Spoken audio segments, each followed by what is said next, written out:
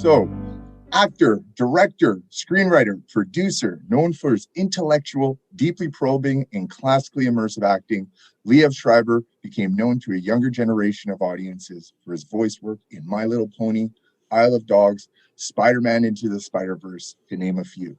You've received countless nominations from film festivals in a dozen countries, multiple honors such as the Tony Awards for your stage work, Spirit Award, as well as an IFF Lifetime Achievement Award. You've supported multiple charitable works throughout your life, such as Feeding America, and you are the father of 2 children. Thank you so much for being here today. Thank you for having me. Hello. Shooting a movie here in Venice, and so I'm calling you from my hotel room. I know it looks like I'm in a birch forest, but I'm not. It's actually the very strange wallpaper in my hotel, so forgive me. That's so funny. All right, question number 1.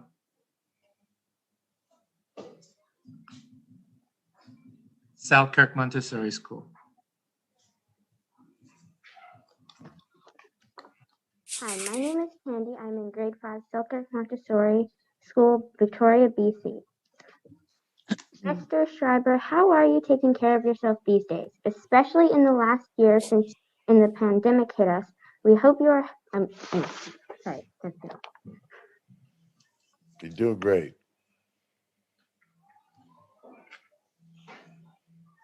So how are you taking care of yourself? How am I taking care of myself? Oh, I'm sorry. I thought there was more to your question. That's a very, very good question. Well, it's actually been kind of great because I've got 2 kids, and for a really long time, we were all together in the house, which was great because I don't know, I love being around them. I think they're sick of me by now, but for the longest time, we were all together in the house, and it was really, really cool. And then I decided to take this job, and I was a little nervous about it because of the pandemic. But there are all these protocols that the people in the movie company have, which is that we get tested twice a week. We all have to wear masks when we're not working, and everybody around us wears masks, and we take the masks off to work, and we wash our hands a lot, and we're really, really careful. But I've been fine, you know.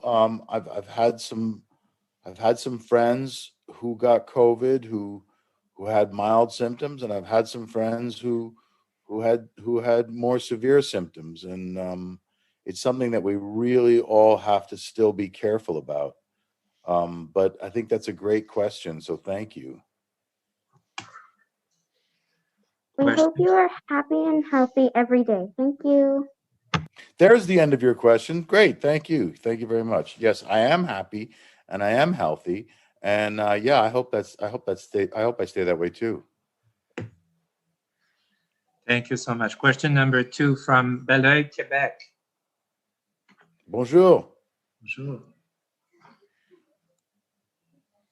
Bonjour. Bonjour, Quebec.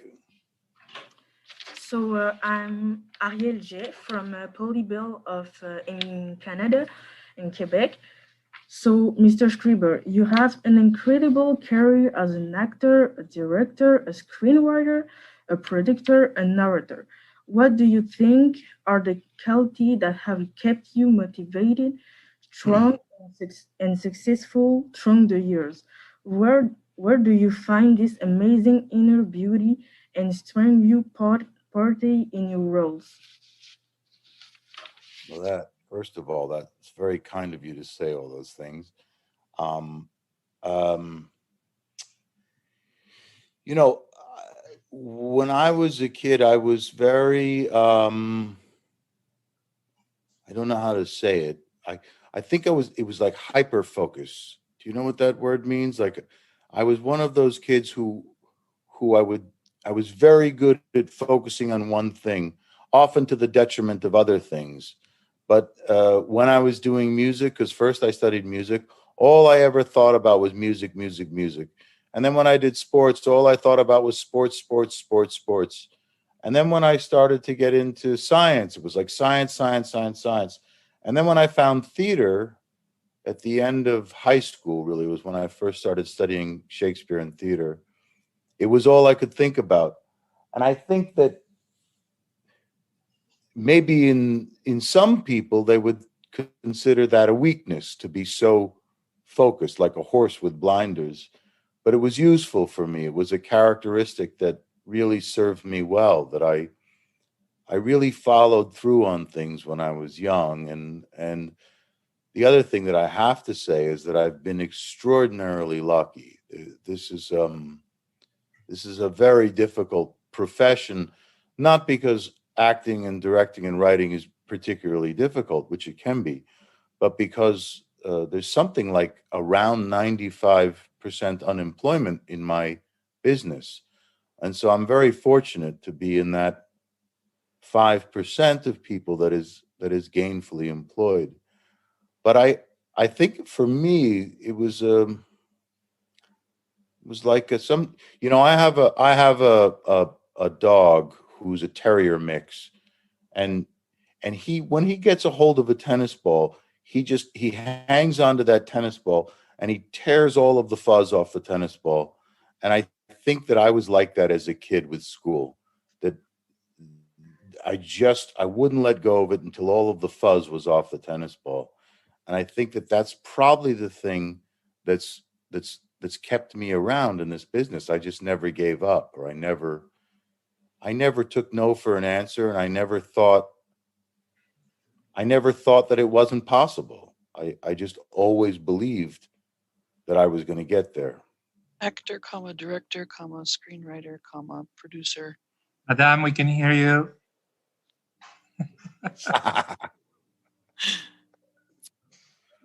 That's really great. So thank you. You're welcome.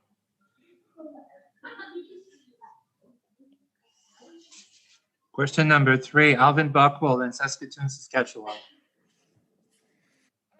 Hi, we were wondering, what is a role you particularly liked that made you grow in a way?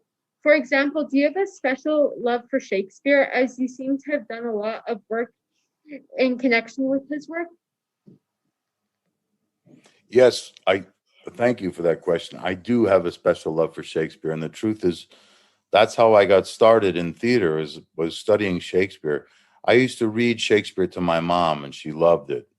And so whenever my English teacher would ask someone to read from the Shakespeare text, I would always raise my hand, because my mom made me think I was very good at it.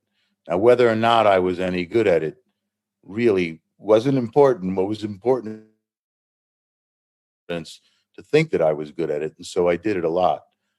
I also think, having studied music, there was something about the musicality of language that always interested me. It's part of why I love language, all languages, the music of language, and the way that people speak to each other, the way that people express themselves, not just in natural language, but in song and poetry and in sound, is something that I've always really loved. And for me, Shakespeare was kind of the highest form of that I found in English. And performing those plays, because when we read them in school, they were very hard to understand, and not many of us were able to really make sense of them. So to be able to, when I was in high school, start to play those plays and make them make sense, and make them funny, and make them emotional, and make them transcendent, was really important to me. I think I also always liked old things. My mother was a big classical music. She loved classical music, and she loved classical theater, and she loved classical dance. And so I think I was always really interested in those things too.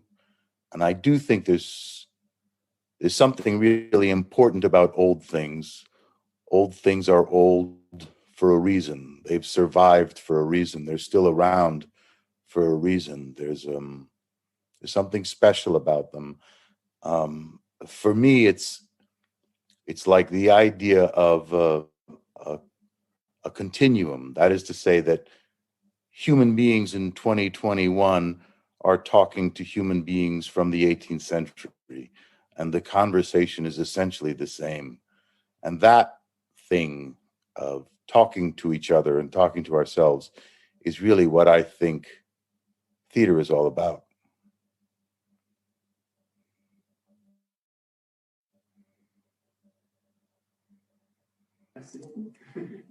Okay, thank you. Thank you. Guardian Angels Elementary School, are you there? Are you with us? Say yes. Yes. Speak louder. Yes. Hi, my name is Erin. I'm in grade 6, and my question is, you've received so many incredible honors for your filmmaking. What would you say to young people who would also dream to pursue an acting career or work in other aspects of the film industry?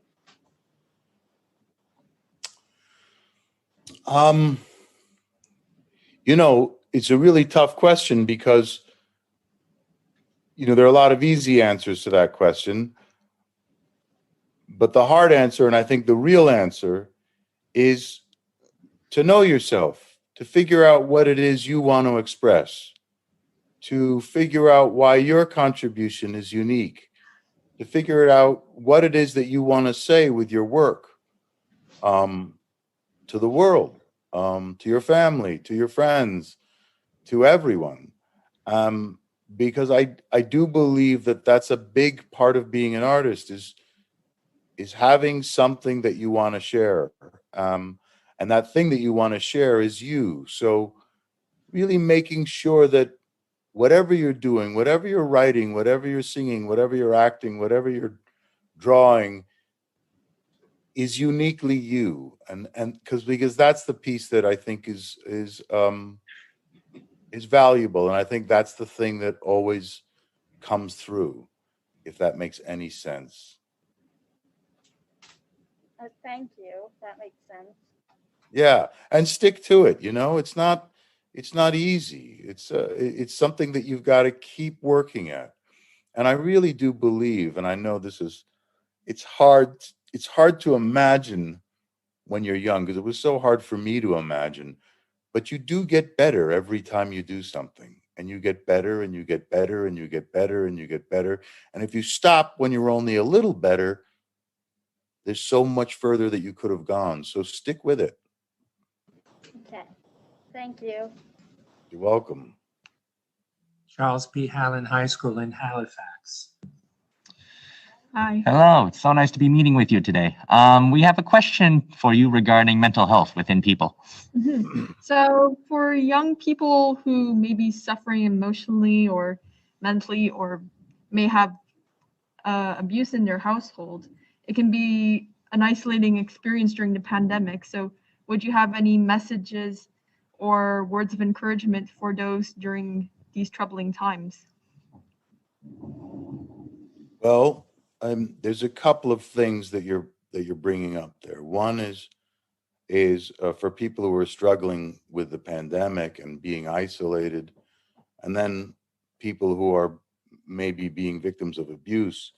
I think if for the latter, it's important to talk. It's important to find someone who you trust, a parent, someone who or a grown up that you trust, and talk to them and share what you're feeling. I think as far as the pandemic is concerned, that's been really tough on all of us. And I've got 2 kids, and having to do school online and having to be caged up at home, it's not easy. And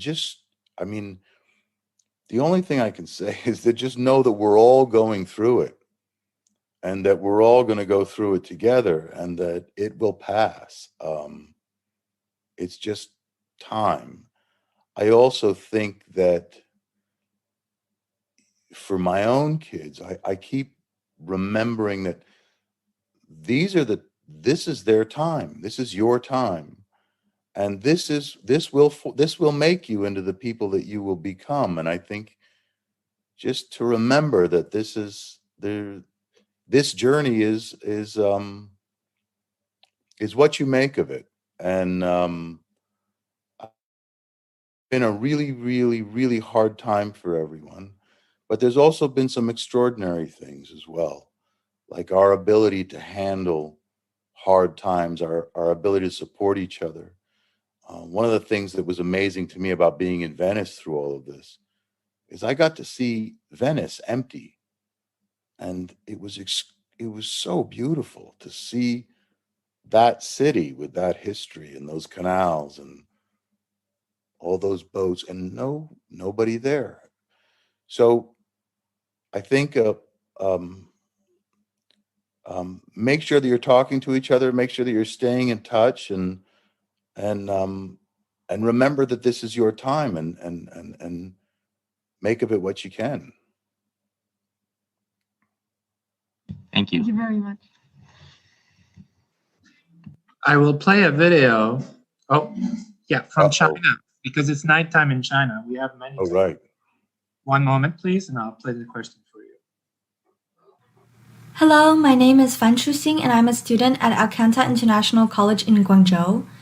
What do you think about the responsibility of stars and global influencers to do their part in the world?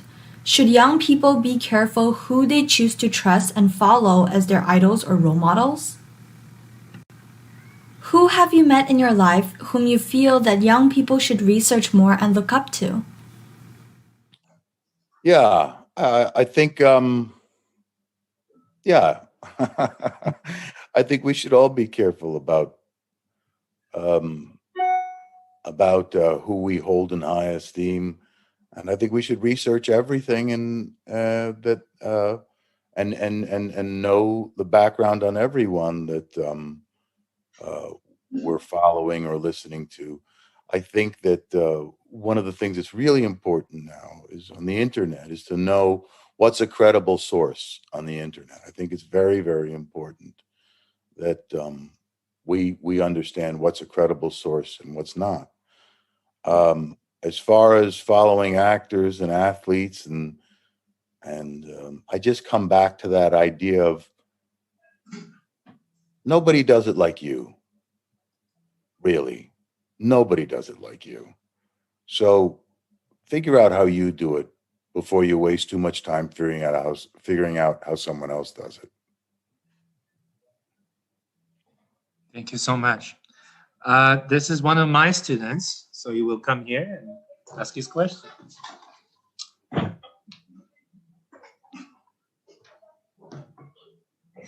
Hi, Mr. Schreiber. My name is Sebastian Mano. I first just wanted to mention that we actually have the same birthday, October 4th. Happy birthday. Well, happy last birthday. You've had so many influences and you've worked with so many great actors over the decades.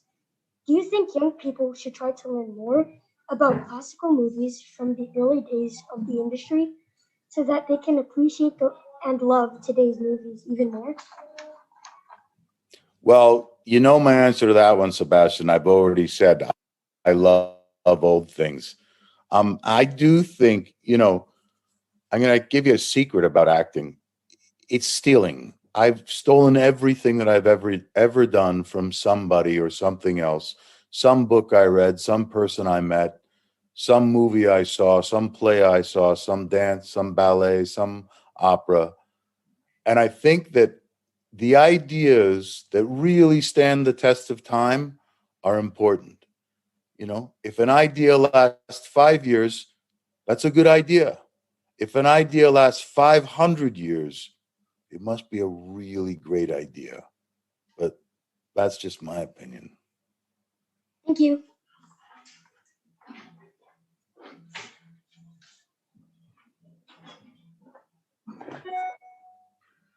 Robert Adams Middle School in Alliston, Massachusetts. Hey, ciao Italia! Ciao. Hello, my name is Bene. Hello, my name is Cynthia Texera, and I'm a French immersion teacher at Robert Adams Middle School in Holliston, Massachusetts, just outside of Boston. Our classes have ended for the day, so I will be asking my questions on behalf of my students, premièrement en français and then in English. Le but principal du mouvement des jeunes citoyens du monde est venu du fait que nous sommes vraiment concernés par l'état de la Terre.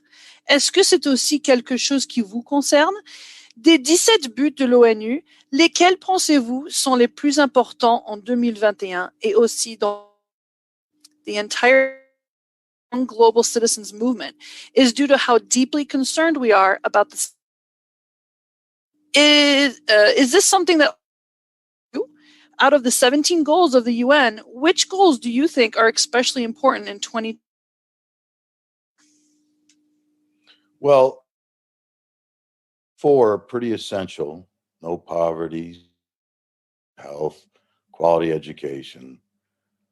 But I also think that if we don't pay attention to number 13, which is climate action, and number 16, which is peace, justice, and strong institutions, it's going to be difficult to have the other 4.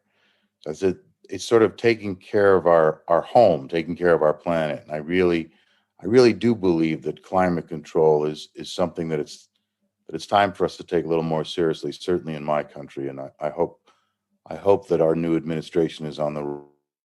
I applaud the UN for everything that they do in regards to that.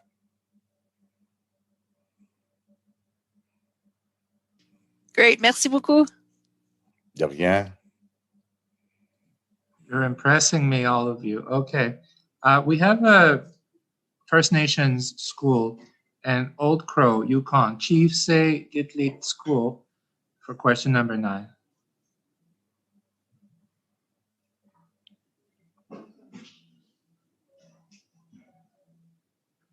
Old Crow, are you with us? Yes. Last week, National Chief Bellegarde of the Assembly of First Nations agreed to write the foreword to our upcoming book called Coast to Coast to Coast: How Children Came Together During a Pandemic to Help the Planet.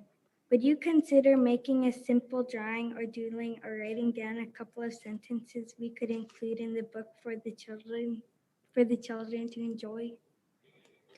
I'd be happy to. I'm not a very good artist, but I'll give it a shot. I've started sketching a lot because here in Italy, they make these incredible watercolor pencils, and I just bought myself a complete set of them. And they're kind of like crayons, but if you wet them, you can also use them as watercolors, and they're amazing. Not to create any expectations or anything, because I'm still pretty much a stick figure guy, but I'd be happy to try. Thank you. Thank you. We have a school in France for the last question, Institut Marco Polo, with my good friend Hubert Joby. And I forgot the name of your student, Monsieur Joby. Hello, my name is Augustine. So I'm calling from France in Burgundy. So a lot of your recent work has been for your children, so they have more beautiful things to watch in the world. Do you have a final message for yours in North America, Europe, Asia, and the world? A final message for children or my children? All children.